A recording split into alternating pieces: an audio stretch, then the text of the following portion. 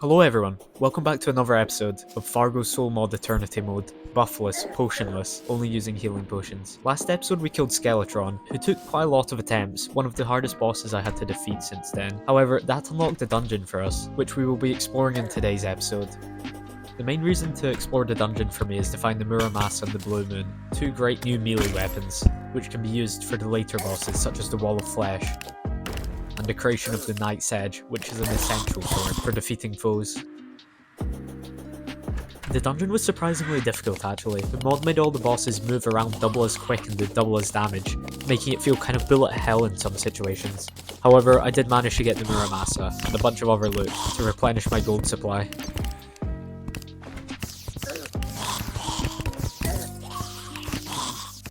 Another one of the main drops I got from this was the Bone Zone. This is a projectile gun, firing bones. It deals around 50 damage a hit, but also takes damage over time, and I think this will be the backbone for my upcoming fight against the Deviantt. I also managed to make the Charm of Myths, slightly upgrading my healing abilities. After gaining the Muramasa and crafting the Blade of Grass, I was then able to create the Knight's Edge, the most powerful weapon in this playthrough so far, and the most iconic pre-hard mode sword in Terraria. Next I went down to Hell. This was to use the Shadow Keys that I gained from the dungeon, finding a Dark Lance and a bunch of other loot, including a Hellbow, which I'm using right here in this fight against Deerclops. I thought the Deerclops fight would be a lot easier, but Fargo's Soul mod again buffed up the boss a lot. I wasn't able to defeat it this time, but I think that was partly due to the Hellwing bow.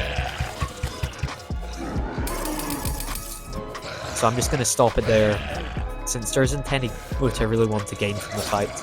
So, instead I decided to go after the Deviantt. This was the hardest boss I fought, however, just as I was preparing for it, I realised that I needed to get a chum bucket. Therefore, I started up a Blood Moon and started fishing in it. However, this task was way more difficult than I expected with the bullet hell, 20 Eye of Cthulhu's at a time. It was awful, and I kept dying. However, after a bit of time and finding a little cave to hide in, I managed to start fishing and collect a chum bucket. My new gear did really help, as it made the Blood Moon that much easier to deal with than previously in this series. The Deviantt was the hardest boss I've faced so far, and this is just my first attempt as I'm showing. I didn't find the first phase too difficult altogether. As you can see here, I did get trapped so much, but the inconsistent nature of this boss, and sometimes even if you get hit once, the boss will trap you in a sort of bullet hell projectile where it heals itself over time as you're shooting at it. A lot of the attacks in this boss fight seemed really unfair, and although its damages don't deal a lot of damage, if you do get hit once, it is really hard to recover.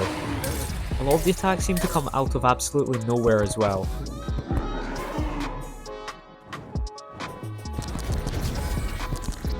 As you can see here, I didn't even manage to dent the Deviant's health before it killed me, and I knew from then on that it's going to be a very difficult battle.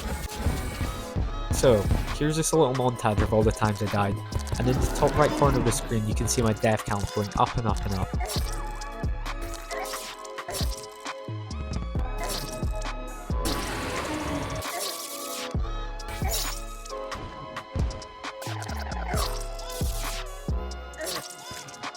After hours of trying to fight it and tens of deaths, I started the Deviantt fight again, knowing that this was my time that I needed to kill it.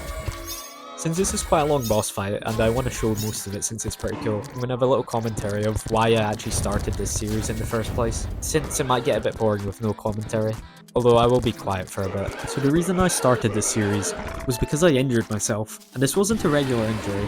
I'm not usually the type of guy to go around hurting myself, but this was a stupid reason. About 2 weeks ago, I was walking along the main road in my town. This was after a night out with a little bit of drinking with some of my friends. We'd been to a few pubs and we're now heading home. It was about 10:30 or maybe 11 PM and it was pitch black outside. We were just heading home for the night and a few of us had work the next day, so we needed to get a good night's rest in. It was still warm outside, being the middle of the summer, and just as we were getting to the bus stop, I felt a bit of a pain in my left foot. As my foot was lowering to the ground as I was taking a step, there had been a nail planted in the pavement and it went halfway through my foot as I stepped down on it. At the time, I didn't realise how bad it was, but obviously it was pretty sore. However, I was with my friends, I had a few drinks at the time, so I wasn't too bothered. We kept on walking and I kind of like hobbled along thinking, Yeah, I'll just worry about it the next morning. I got home, and it was only a small injury, so I went to bed and thought to worry about it the next morning. This isn't something you should do, as a rusty nail might give you tetanus, meaning you need to get your foot chopped off. I didn't know this at the time. Anyway, I went to sleep, and at half 4 in the morning I woke up. Blood everywhere on my bed, and my foot extremely swollen. I knew I needed to go to the hospital, so at that time in the morning, all I could do was hobble. I could barely walk, and I went to the hospital, and they sorted me out. I've been on antibiotics for the past couple of weeks, and have barely been able to walk, but my foot's finally healing now.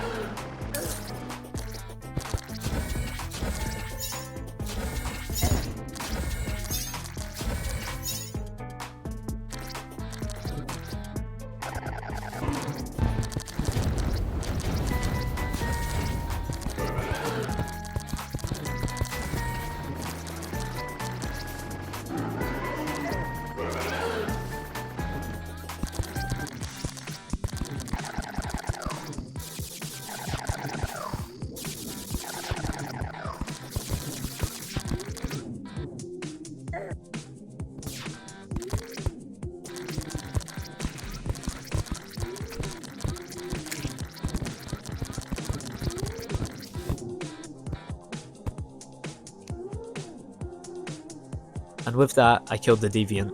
Immediately I was able to craft the Supreme Deathbringer Fairy, one of the last pre-hard mode accessories. And yeah, thank you for watching. Next episode will be great. See you guys then.